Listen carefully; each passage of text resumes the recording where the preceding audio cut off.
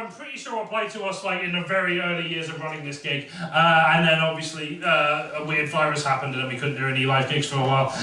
So I'm very pleased to announce, for like 5 years after we first applied, please welcome to the stage the wonderful Richard Stark!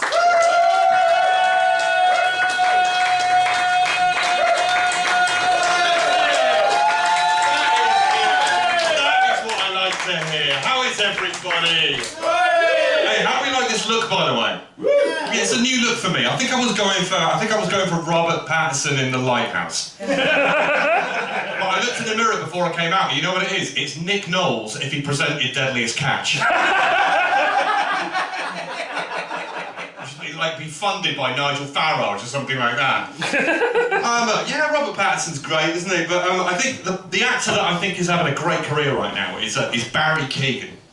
Barry Keoghan of Saltburn fame, he's in Dunkirk and everything like that. He's a lovely man, he looks fantastic, you know, he's odd looking, isn't he? I can tell he's attractive, but he's also odd. He looks like a fox that's been stung by bees. But I watched Saltburn the other night, and if you've not seen Saltburn, Saltburn is well, Saltburn is a film about a millennial finding a realistic way of getting on the property ladder. And I feel what it did really well is it kind of romanticised the idea of being a millionaire and living in the countryside. It sort of made that seem really cool. And I think we should make more films like this, right? I've realised if we make something cool, rich people do it. And for the last decade, what we've been making cool is living in ex-council flats in rough areas. And you go to them and, you know, well, look who's there. He's wearing a tracksuit, but he's called Hugo, isn't he? He's got a signet ring, you know. He's got a little fake accent he's doing. Let's fucking send him back. Let's make some more Saltburn themed films and let's send them back. Back to their lovely mansions. You know, we can have affordable housing again. I mean, the housing crisis is getting mad. I went to an after party after a club. By the way, I don't really go clubbing anymore. I'm 36. I don't want to go clubbing. I've got a girlfriend who's a bit younger than me. There's an age gap between me and my girlfriend. I'm 36. She's 26. How do we feel about that? Okay, fine. You know, but sometimes there's some animosity for that. And all I say to those people is, don't judge us, we've known each other 10 years. No, stop it. That's a joke. That is a joke. I didn't even put the content warning up. That's fucking lies that I've done.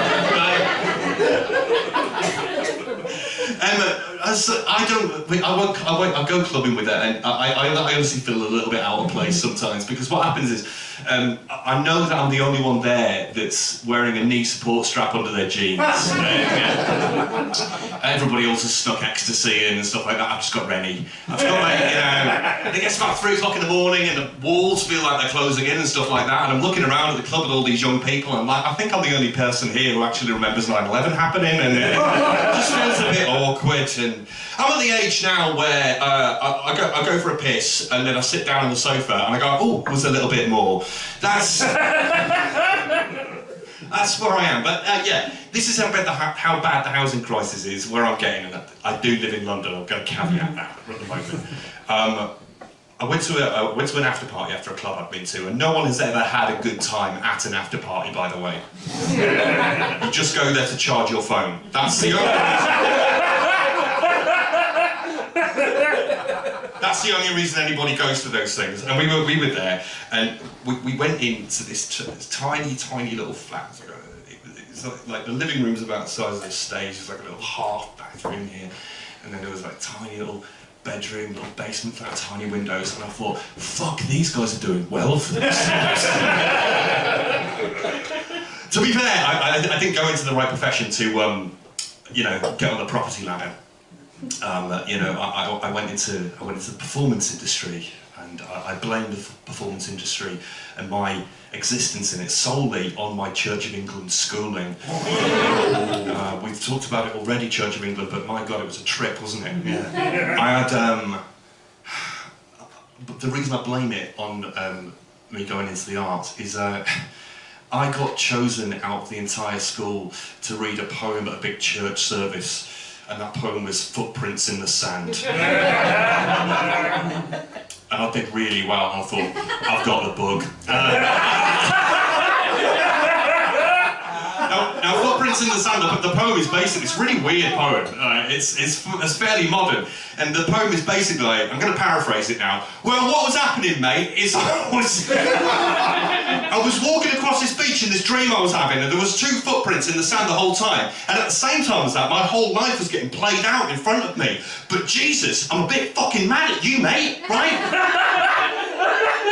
Because during the most difficult periods of my life, I looked down and there was only 1 fucking set of footprints, wasn't there? Where the fuck were you, Jesus? And Jesus is like, mate, that's where I carried you. And I'm looking back on that poem nowadays, and I'm like, you gaslighting little fuck.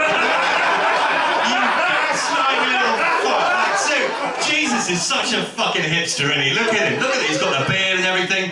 Probably talking about knowing... Jesus is the kind of guy who'd sit down and say, I knew about 9-inch nails before they were cool.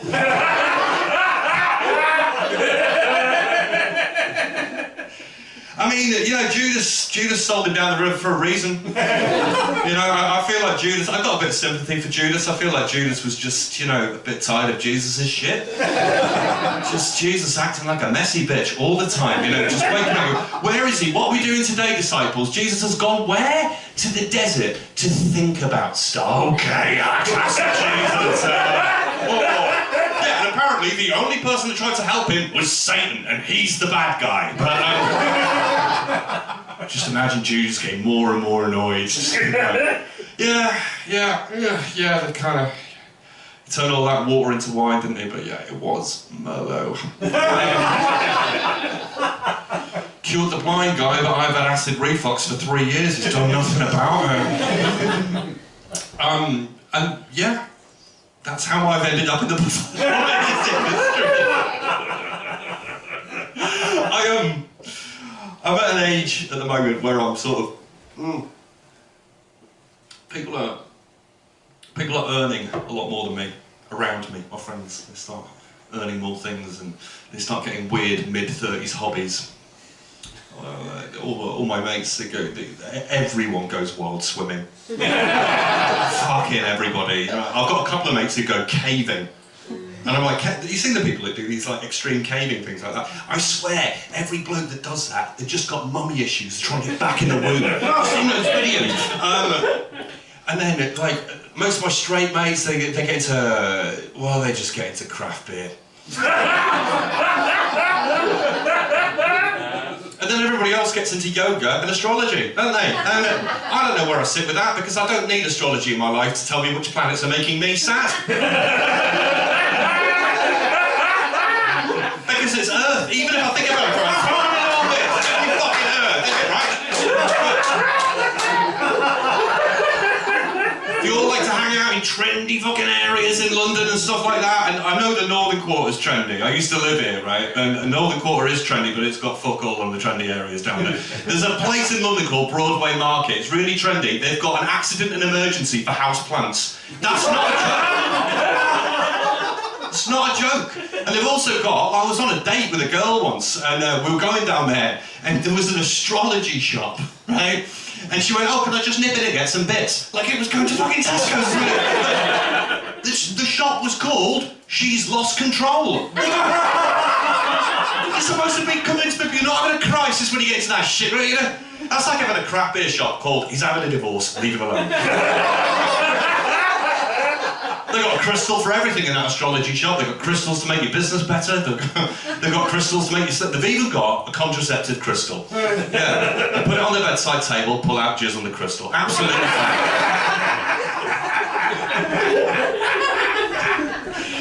But it's hard to make yourself employable when you've gone into the arts and stuff like that.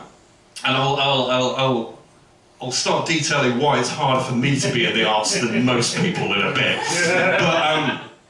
But I tried to make myself a bit more employable, and I changed my LinkedIn job, description from actor and comedian to theatre practitioner.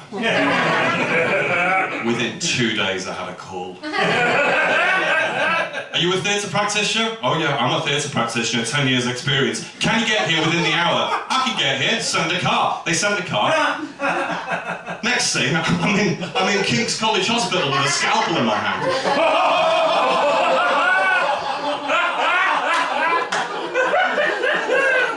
Fuck it, it's a gig is a gig, you know. I've got some improv training, we'll do some improv. I never wanted to do improv, but they don't take no for an answer. Hey. I was like, the scalpel goes here, and they were like, yes. I was like, yes, and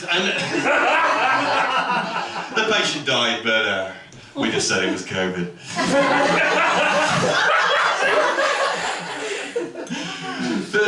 One of the reasons I had quite a hard time, you know, kind of going into the acting world and going into performance is I actually also have a visible disability.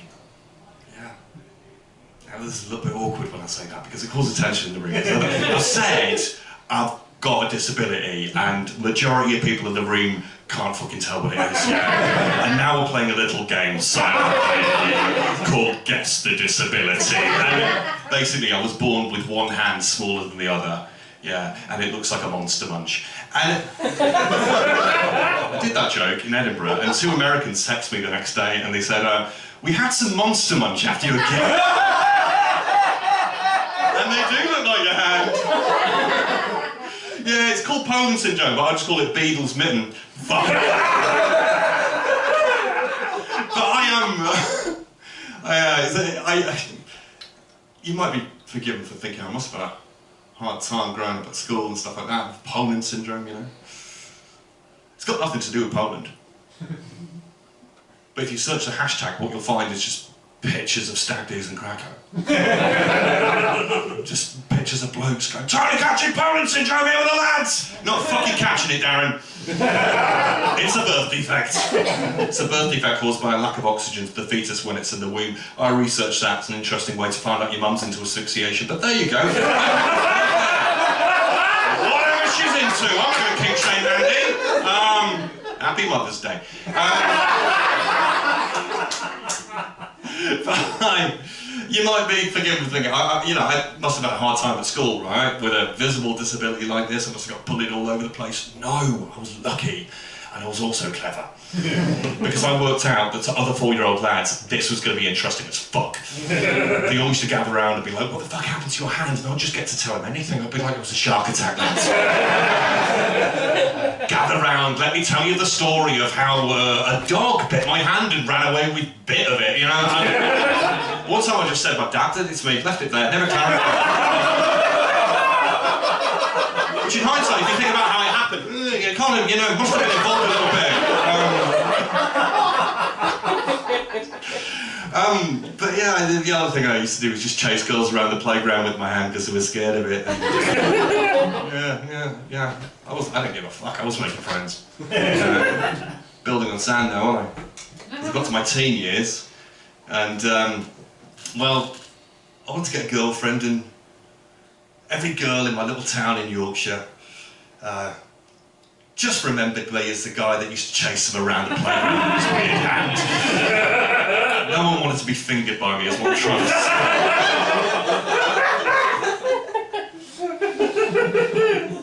I am from Yorkshire. I don't really sound like I've got a strong accent. I guess I'm what you call like a middle-class northerner, which means I went to a state school, but nowadays I've got a favourite brand of olive. And so up here, people think I'm posh, right? Last month in London, someone asked me if I'd tried hummus before. There's levels to it. But when I was running around the playground and stuff like that, and I was, well, you know, I also had a bit of a hunched shoulder because I was born without a left pectoral muscle, all sorts of shit going on with me. And I was starting to hunch over a little bit, right? And it got to the point where I was walking around the playground with my little withered hand and my hunched shoulder, right? Just deformed, unfinished, sent before my time into this breathing world, scarce, half made up, though so lamely and so unfashionably that dogs bark at me as I walk by them! Right, 3 casting directors in the room. Because there's a bloke stood in front of you, right? With a gippy hand, a weird shoulder, and he's actually called fucking Richard!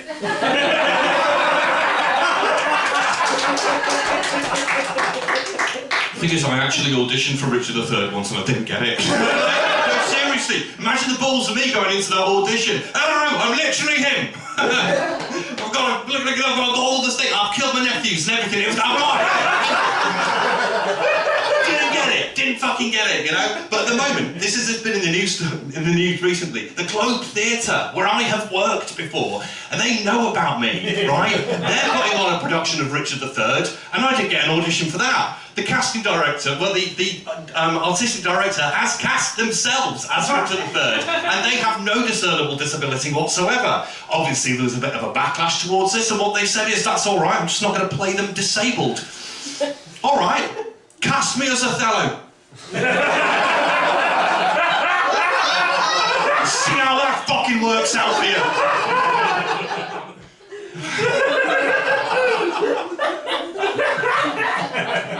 The arts is mad. The creative industry is absolutely mad, right? If anybody's in it, you'll agree with me. It's for any creative industry, design, yeah, music, anything like that. And basically, what it is, deciding to do it as a career, it's like walking through a field.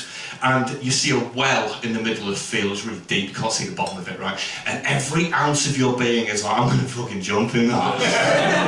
And everyone around you is like, are you sure? It's really hard to get out once you're in. And you're like, no, I believe in myself. I grew up in a Labour government, I'm off it. And you jump in the well, right? And you're in it, and you're up to your fucking neck in water, right? And in the well with you are 3 million middle-class kids. And you're all just stuck in there together. And all you can do is just say positive things to each other. You're gonna make it! Oh, thanks, babe. You're gonna make it. Thanks, babe. I believe it's your year as well. It's all bollocks. There's only 3 ways out of the well. 1, somebody's parents come to the top of the well and they're like, Susie! Susie, it's your mum and dad. Grab onto this rope, it's made of your father's influence in your dead man's house. Just fucking get on that. Go up with her. The other way is you just go around just stabbing people in the back, really. You just stab, make friends, stab them in the back. Make friends, stabbing them in the back. And until you've got this horrific sort of carnal ladder. And you just claw your way out with your fingernails, right? And then the other way is just sifting through shit for as long as it takes. And if you sift through enough shit, you might find a secret door. And you find the secret door and you get out, right? And then you're contractually obliged to appear back at the top of the well and wave to all your drowning mates. You go, hey everybody, I've made it! Hashtag blessed! Hashtag acting life! Hashtag perform! And they're going, how the fuck did you get out? How did you get out? And you're like, does it? Yeah, you'll make it, don't worry, just work hard.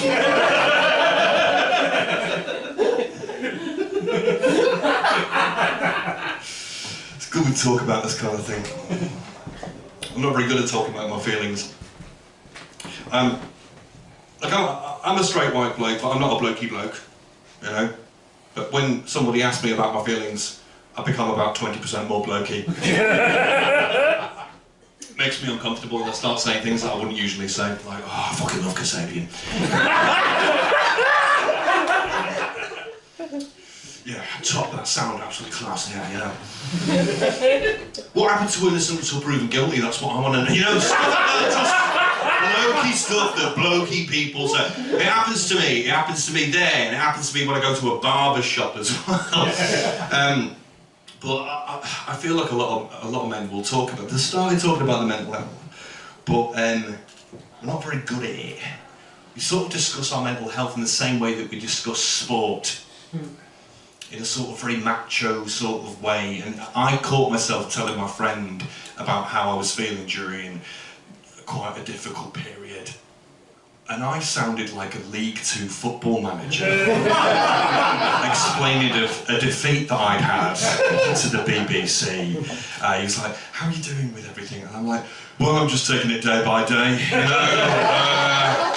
I am backing myself to beat this, though, and I just got to get a couple of wins under my belt, think about people who are supporting me, and hopefully things will be fine by May." That's how I talk about my mental health.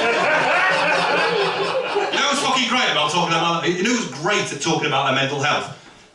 Posh white girls. They fucking love it, and they're great at it as well, right? And when I go into this bit, I'm not being patronised about it. I think that more people should do it. I saw this thing that I want to call a sad girl coffee morning. Now, a sad girl coffee morning to me is it could be a coffee morning, could be anything, right? But it's where one girl is sad about something and she texts her friends, and then a separate WhatsApp group gets made or something like that, and they all say, "Oh, Stacey's sad about this thing, right? Let's all get our faces on, da da da da da da da, let's go girls." And let's all go have a main character moment. Let's all go get some core memories. Let's all get fucking sat together in a public space, man. I saw this. I go to nice coffee shops now. You know, I need to sort of numb it out. So I go to this nice sort of like French coffee shop. You know, they serve lavender lattes, and you've got to wear leggings to get in. And it's a basic bitch coffee shop. I go as a treat. I was in there and there was a girl. She looked really sad. And I thought, oh, I wonder if a sad girl coffee morning's going to happen. And it fucking did. It was great. The door flew open like that, and there was these two gazelles. Right? They were in Lululemon. They had never been to the gym.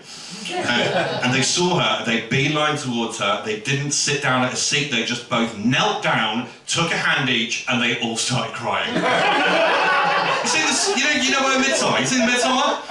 You've not seen Midsommar? Has anyone, like, Midsommar, right? The fucking screaming scene in Midsommar, right? It was this in an East London cafe, essentially.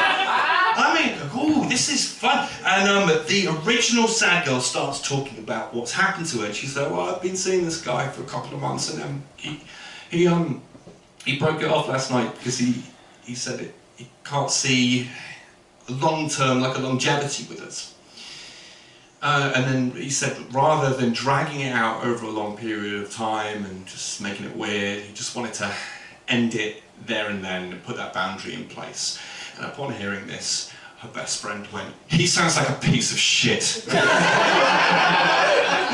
went to war for her girl, right? And she was like, "Oh, I thought it's because he's got commitment issues." And she went, "He hasn't got commitment issues, babe. He's got a tattoo on his face."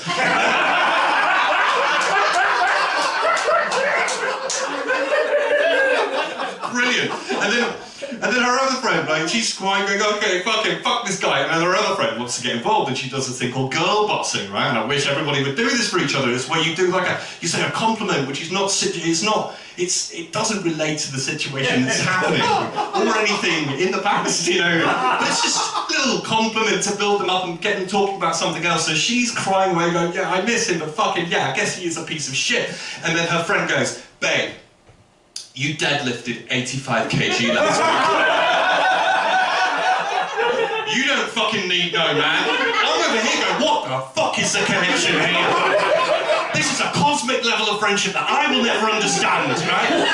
And it worked. They started talking about other stuff. Like, why is a guy in leggings staring at us? It was awkward. I'm jealous of this because I had a breakup a couple of years ago, and I text my best friend, "You know what, I got a fucking gif of Ricky Gervais doing that fucking dance." And afterwards he was like, "Do you want to go to the gym?" I was like, "Oh God, of course, because we're straight blokes, it's not eat, pray, love, is it? It's eat, wait, bruv."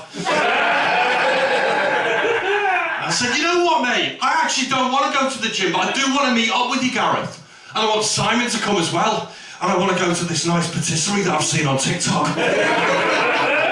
It's on Broadway Market. Oh, you know it, yeah, the one next to the Plant A&E. That's the one. We're going there. And I want to hold hands with you, mate. And I want to cry. And I actually want to connect with you for the first time in 15 years of friendship. Would that be okay? I wish I had the balls to say that. Instead I said, just taking it day by day, you know. Gotta get something into the belt. The best man won.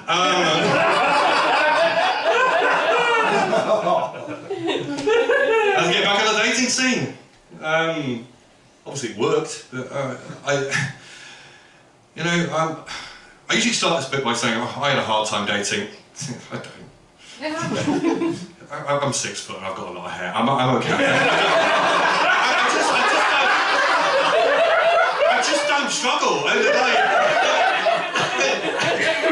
Apparently this is for a fucking But I was nervous about going dating. I'd been dated for a while, and like people are discerning on dating apps and stuff like that. And I was worried, because I'm discerning on them myself. I was going through a girl's pictures, and I decided to not go on a date with her because her friend looked loud. She was in 2 of her pictures. I'm like, she looks annoying. Could have been my soulmate. Fuck it.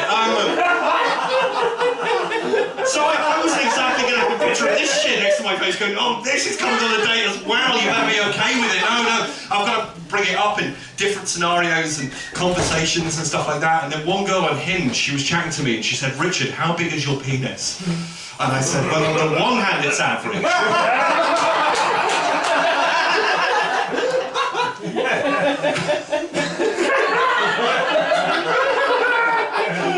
I made that up. I did go on a date with a girl. It taught me a bit of a lesson. It built my confidence, really. I went on this date with a girl. She was like a really cool Swedish photographer. How did I know this? I had been Googling her. Of course I have. And we went on a date, and it started going really well, very quickly. And she started holding my hand. This one, yeah. And I hadn't told her about it yet, and I started worrying. I was going, she's going to notice, this is going to be an awkward conversation. And I had a lot of surgery on my hand. One of the surgeries that I had was because I couldn't use it at all, I couldn't open doors or use cutlery, basically, I was having a hard time when I was about 11, and thankfully my parents got a call from this guy in Leeds who fixes things for kids, and he was a surgeon! And he said to me, content warning, sorry, he was a surgeon. He said, what we're going to do, we are going to fix you up, Richard. We're going to remove these 2 fingers that you can't use because they're getting in your way, and we are going to replace them. And I said, what with? And they said, the second biggest toe on each foot. What the fuck are you doing? But I had nothing else on, so we went with it. And that is toes on my hand. What a time to be alive. When I play football, I just pick it up and run around. And every single girl I've ever slept with has been toed in the hole.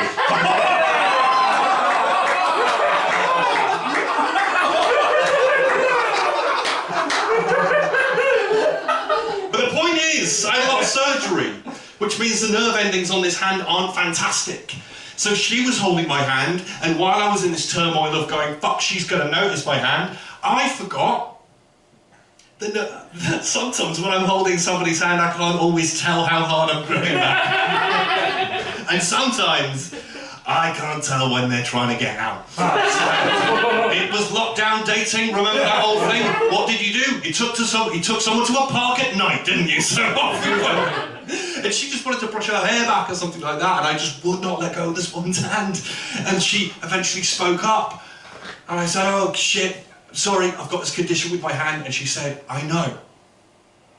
And I said, how? And she said, I've been Googling you.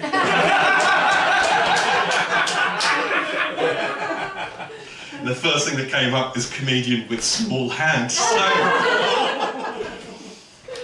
she said that she just wanted to hold my hand at the beginning of the date to let me know that everything's okay, and she doesn't care about that. It's lovely, isn't it? Yeah. But it never worked out for me and her because she had this disgusting mole on her face. You know what? On that horrible note, I've been Richard Stott, you've been gorgeous.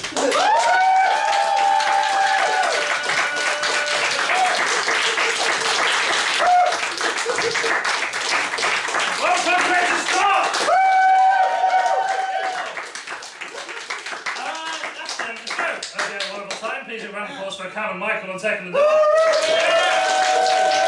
Round of applause for Scott Donovan for putting us on here for 5 years. Round of applause for all the guests we've had this evening. See if I can remember. Bill Parsons!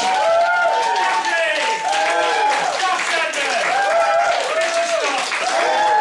If you have enjoyed tonight, we'd really appreciate your money. We've got a card machine at the back as well, so if you're not on cash, you've got no excuse. It's fine. I mean, you do have excuses. You seem like, I don't want to give you my money. That is a valid excuse. But yeah, we've got a card machine, we've got a cash bucket. We also are on PayPal and Patreon as well if you want to donate afterwards. Please take your glasses back to the bar and yeah, have a good night.